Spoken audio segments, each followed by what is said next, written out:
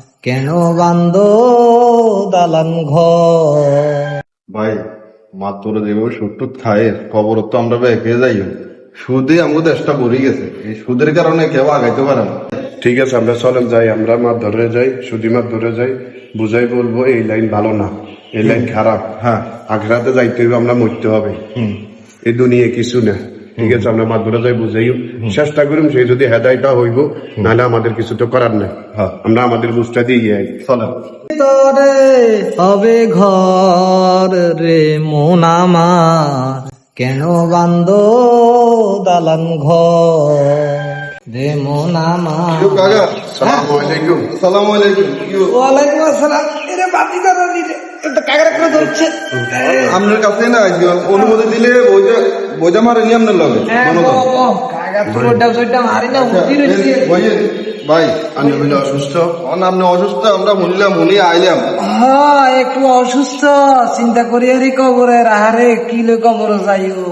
খবরে হন আপনারা এটার লাই তো আইছি, আপনি এলাকার মানুষ পাড়াপতি হিসাবে আমরা বুঝে ফেললে আইছি। আপনি যে এত বড় বড় এই যে করছেন সবগুলো তো সুযোগ নিয়ে।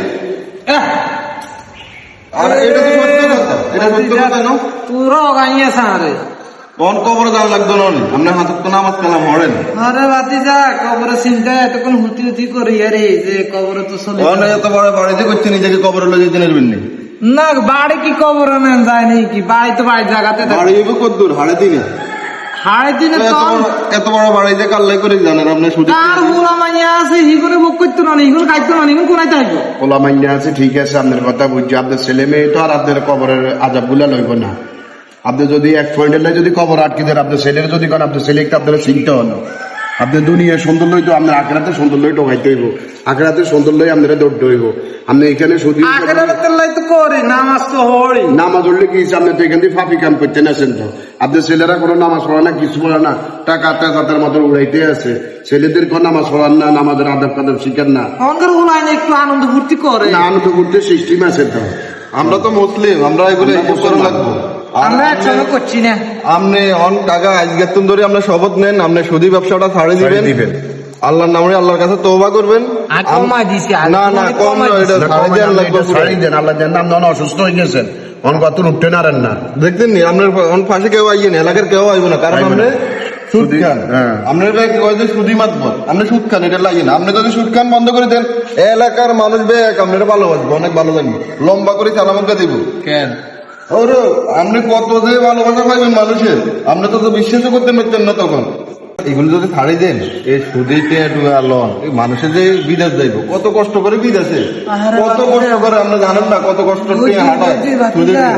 তোমরা আইসো আর কাছে আসলে আমি এতক্ষণ হুতি হুতি চিন্তা করছি যে চোখ বদ্ধ করি চিন্তা করি আর যে চোখ বদ্ধ করলে তো দুনিয়া অন্ধকার, কিচ্ছু দেয়া যায় না।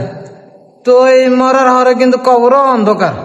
হ্যাঁ, চিন্তা করি আরে হাকে হাকে মানে খাই আরে দুই চার পয়সা বেশি খাই না, আগে তো অনেক কমাই দিছি। নাম এগুলা বাদ দিয়ে এলাম, কথা বলিনি, আখড়াতে চিন্তা করেন। এগুলা এই সুদের পয়সা দরকার আছে আরে আর পয়সা দরকার নাই, দিলে খাইতে আপনি আর কথা শুনেন, গরিব মাইয়ার এলাকার মধ্যে বিয়া দেয়, আপনারা তো কোনো সময় দেয় নয় যায় ওকে দোকানিয়া দিতে। আপনি কেন যান দেখবেন, আপনারা মানুষে মাথার তাল্লের মধ্যে রাখবো, কত যে উপরে রাখবো আমরা জানেন।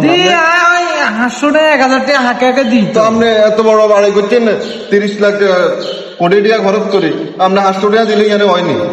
আর ওই বাজি গঠন হয়েছে কি হাসপাতাল কামান রয়ে গেছে, ইয়ে শেষ করতে আর চিন্তা নেই। কাকা আপনি কিন্তু কবর নিতেন না, আপনি মাত্র ভাড়া দিনে নেবেন।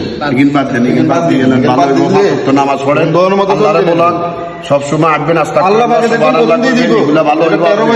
সুদে আপনারা কবরে দিলে আপনার সুদের হইসা শুধু আপনারা যাইতে আর বার করবো ওলা ভাইয়ার লাই ঠিক আর কবরের কথা স্মরণ হলে আর কার সময় চিন্তা খাড়াই যায়। যাক আলহামদুলিল্লাহ, আলহামদুলিল্লাহ।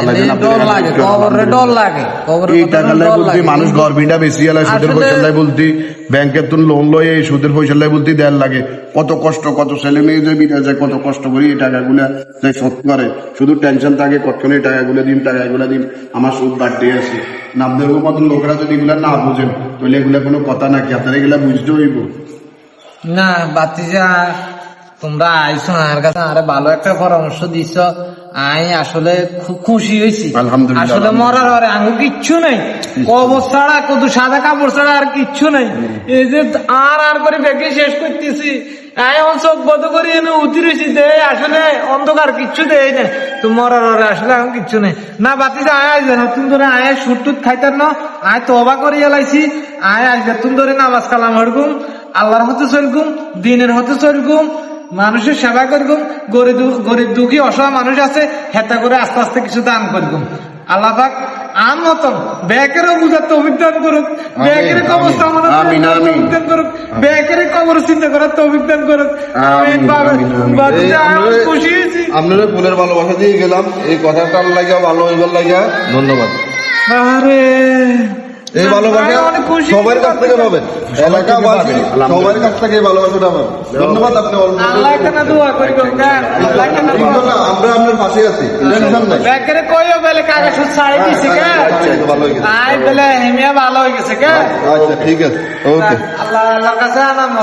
কিরে কাগারে তো দেই না কাকা কই আরে তোর কাকা নেই এর নেই আরে সাসি আনে বাকি বেলা বলাইতে তারা নেই না বুঝি রইছে কি জানে আরে বাতিজা কইস না, উড়েন উড়েন উড়েন কত করলে দুনিয়া অন্ধকার। কিসে কি উড়েন উড়েন কি জানে রাইছে সমস্যা কি কিসে না আরে বাতিজা কবরের কথা মনে হইছে রে বাতিজা, মরে গেলে কি লই যাই এতদিন ওরে নেনের ভিতরে বুঝাইছে আরে আচ্ছা বাতিজা আইন আইন খাতি নাইন সাসি বই রয়েছে বাতলে আচ্ছা চল চল। আচ্ছা আইন